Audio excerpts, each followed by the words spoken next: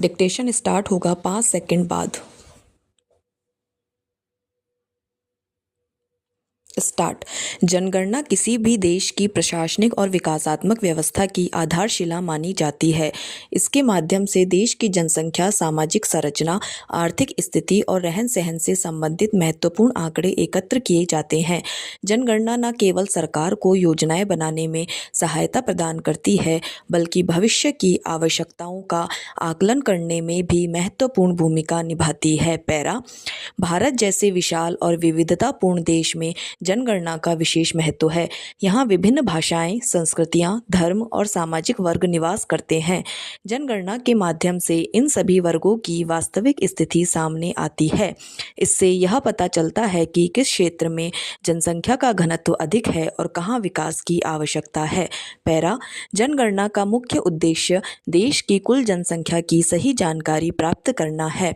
इसके अतिरिक्त आयु, लिंग, शिक्षा, रोजगार, आवास, साक्षरता और सामाजिक स्थिति से संबंधित आंकड़े भी एकत्र किए जाते हैं। इन आंकड़ों के आधार पर सरकार नीतियां और योजनाएं तैयार करती है। जनगणना के बिना किसी भी विकास योजना को प्रभावी ढंग से लागू करना कठिन हो जाता है। पैरा। जनगणना की प्रक्रिया अत्यंत विस्तृत और व्यवस्थित होती है। इसके लिए प्रशिक्षित कर्मचारियों की नियुक्ति की जाती है, जो घर घर जाकर जानकारी एकत्र करते हैं। प्रत्येक नागरिक से निर्धारित प्रश्न पूछे जाते हैं और उनके उत्तरों को आधिकारिक अभिलेखों में दर्ज किया जाता है। यह प्रक्रिया समयबद्ध और नियमों के अनुसार संपन्न की जाती है। पैरा। जनगणना से प्राप्त आंकड़े शिक्षा, स्वास्थ्य, आवास और रोजगार जैसी योजनाओं के लिए आधार प्रदान करते हैं।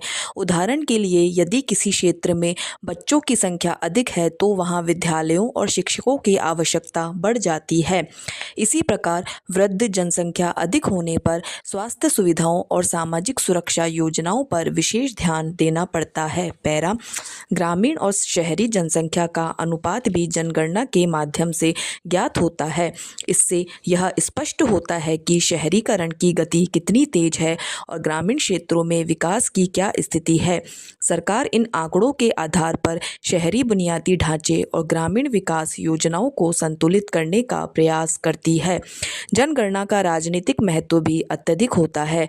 लोकसभा और विधानसभा क्षेत्रों का परिसीमन जनगणना के आंकड़ों के आधार पर किया जाता है। इसके अलावा विभिन्न राज्यों को मिलने वाले संसाधनों और प्रतिनिधित्व का निर्धारण भी जनसंख्या के अनुसार होता है। इस प्रकार जनगणना लोकतांत्रिक व्यवस्था को मजबूत बनाने में सहायक सिद्ध होती है। जनगणना से सामाजिक संरचना की वास्तविक तस्वीर सामने आती है। इससे यह पता चलता है कि विभिन्न सामाजिक वर्गों की स्थिति क्या है और किन वर्गों को विशेष सहायता की आवश्यकता है। अनुसूचित जाति, अनुसूचित जनजाति और अन्य पिछड़े वर्गों से संबंधित आंकड़े सामाजिक न्याय की नीतियों के निर्माण में सहायक होते हैं। पैरा। आर्थिक दृष्टि से भी जनगणना अत्यंत महत्वपूर्ण है। रोजगार, बेरोजगारी और कार्यबल से संबंधित आंकड़े आर्थिक योजनाओं का आधार बनते हैं। इससे सरकार को यह समझने में मदद मिलती है कि किस क्षेत्र में रोजगार के अवसर बढ़ाने की आवश्यकता है और किन क्षेत्रों में कौशल विकास पर ध्यान देना चाहिए। हाल के वर्षों में जनगणना की प्रक्रिया में तकनीकी सुधार किए गए हैं। डिजिटल माध्यमों और ऑनलाइन डेटा संग्रह से कार्य को अधिक सटीक और पारदर्शी बनाया जा रहा है। इससे आंकड़ों के विश्लेषण में भी आसानी होती है और समय की बचत होती है। पैरा। जनगणना के दौरान नागरिकों का सहयोग अत्यंत आवश्यक होता है। सही और पूर्ण जानकारी देना प्रत्येक नागरिक का कर्तव्य है। गलत या अधूरी जानकारी से योजनाओं के क्रियान्वयन में बाधा उत्पन्न हो सकती है। इसलिए जनगणना को राष्ट्रीय कर्तव्य के रूप में देखा जाना चाहिए। जनगणना से संबंधित गोपनीयता भी एक महत्वपूर्ण विषय है। सरकार यह सुनिश्चित करती है कि एकत्र की गई व्यक्तिगत जानकारी का दुरुपयोग न हो। आंकड़ों का उपयोग केवल सांख्यिकीय और नीतिगत उद्देश्यों के लिए किया जाता है। पैरा अंततः यह कहा जा सकता है कि जनगणना देश के समग्र विकास की दिशा निर्धारित करने का एक महत्वपूर्ण साधन है। यह न केवल वर्तमान स्थिति को दर्शाती है बल्कि भविष्य की योजनाओं का मार्ग भी प्रशस्त करती है। जनगणना के माध्यम से ही सरकार और समाज मिलकर एक संतुलित, समावेशी और विकसित राष्ट्र की ओर अग्रसर हो सकते हैं। पैरा शिक्षा किसी भी देश की सामाजिक, आर्थिक और सांस्कृतिक प्रगति का आधार होती है। एक सशक्त शिक्षा प्रणाली ही किसी राष्ट्र को आत्मनिर्भर और विकसित बना सकती है। आज के समय में शिक्षा का उद्देश्य केवल पुस्तकीय ज्ञान देना नहीं है, बल्कि विद्यार्थियों के भीतर तार्किक सोच, नैतिक मूल्यों और व्यावहारिक कौशल का विकास करना भी है। बदलते समय के साथ शिक्षा प्रणाली में भी अनेक परिवर्तन देखने को मिले हैं। पहले शिक्षा का दायरा सीमित था और इसका लाभ केवल कुछ वर्गों तक ही पहुंच पाता था, लेकिन वर्तमान समय में सरकार द्वारा चलाई जा रही विभिन्न योजनाओं के माध्यम से शिक्षा को समाज के हर वर्ग तक पहुंचाने का प्रयास किया जा रहा है।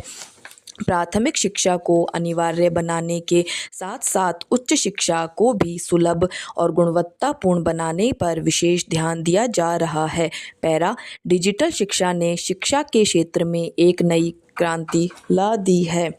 ऑनलाइन कक्षाओं, ई लर्निंग प्लेटफॉर्म और डिजिटल सामग्री के माध्यम से विद्यार्थी घर बैठे ही गुणवत्तापूर्ण शिक्षा प्राप्त कर रहे हैं। विशेष रूप से ग्रामीण क्षेत्रों और दूर दराज के इलाकों में रहने वाले छात्रों के लिए यह सुविधा अत्यंत लाभकारी सिद्ध हो रही है। हालांकि डिजिटल शिक्षा के साथ साथ तकनीकी संसाधनों की उपलब्धता और इंटरनेट कनेक्टिविटी जैसी चुनौतियां भी सामने आई है। पैरा शिक्षकों की भूमिका शिक्षा व्यवस्था में अत्यंत महत्वपूर्ण होती है। एक अच्छा शिक्षक न केवल विषय का ज्ञान देता है, बल्कि विद्यार्थियों को सही दिशा भी दिखाता है।